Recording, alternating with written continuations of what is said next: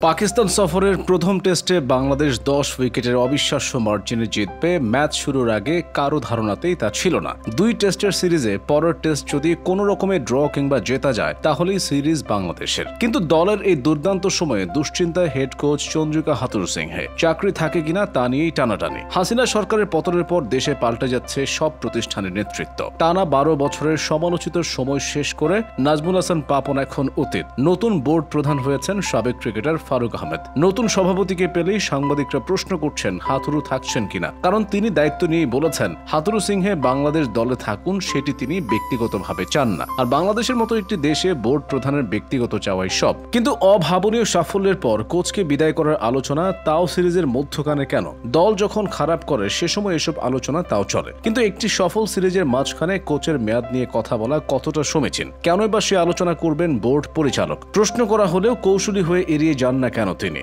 হাথুরু আগেও বাংলাদেশের কোচ হয়েছিলেন, তার অধীনে দল দারুণ সাফল্য পায়। তবে বোর্ড সভাপতির পাপনের নৈকট্য পেয়ে তিনি সবকিছুতে মাথা গলানো শুরু করেন। সিনিয়র ক্রিকেটারদের সাথে বিবাদে জড়ান, নির্বাচক প্যানেলকেও পাত্তা দিতেন না তিনি। তবু তাকে দ্বিতীয় মেয়াদে নিয়ে আসতে সম্মত হয় বোর্ড এবং ক্রিকেটাররা। এসে যথারীতি স্বেচ্ছাচারিতায় মেতে উঠলেন হাথুরু। দল থেকে বাদ দেন অধিনায়ক তামিম ইকবালকে, অথচ তামিম নিজেই হাথুরুকে আনার ব্যাপারে দুতিয়ারি করেছিলেন। এরপর থেকেই সব এলোমেলো। তার কোচিং এর সমালোচনা চলছে।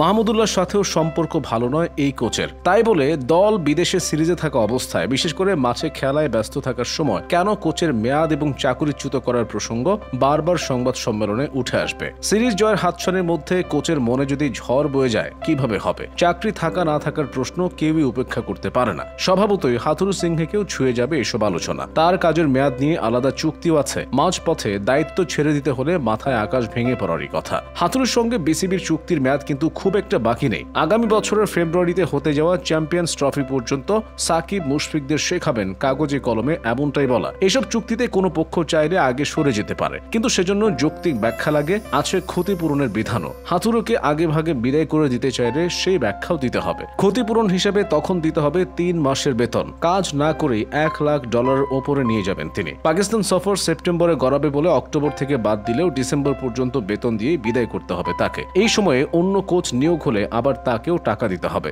অর্থাৎ ক্রিকেট বোর্ডে পড়বে বাড়তি খরচের বোঝা। তাই হাথুরুকে বিদায় করলে বিসিবির আর্থিক চাপ আসলে বাড়বে। আবার এভাবে বিদায় করে দিলে বিদেশিরা কোচ হয়ে আসতে আগ্রহী হবেন কিনা সেই প্রশ্ন থেকে যায়। 2019 বিশ্বকাপের পর স্টিভ রোডস এবং 2022 সালের ডিসেম্বরে রাসেল ডমিঙ্গোকেও আগে ভাগে বিদায় করা হয়েছে। আরো কয়েকজন সাবেক কোচিং স্টাফেরও আছে একই অভিজ্ঞতা। বোর্ডের এ ধরনের আচরণ বিদেশি কোচরা চাকরি নেওয়ার সময় গুরুত্ব দিয়ে বিবেচনা করে থাকেন। এজন্যই বাধ্য হয়ে কাউকে না পেয়ে ডমিঙ্গোকে আনতে হয়েছিল। কাউকে না পেয়ে শুধু হান্ট করার জন্যই গ্যারি কার্স্টেনকে দায়িত্ব দেওয়া হয়েছিল। আবার শোনা যাচ্ছে বিসিবি হাথুরুকে বাদ দিয়ে এবার দেশি কোচে ভর করবে। কিন্তু বিদেশের মাঠে সিরিজ আর চ্যাম্পিয়ন্স ট্রফির মতো বড় আসরে দেশি কোচরা চাপটা সামলাতে পারবেন তো?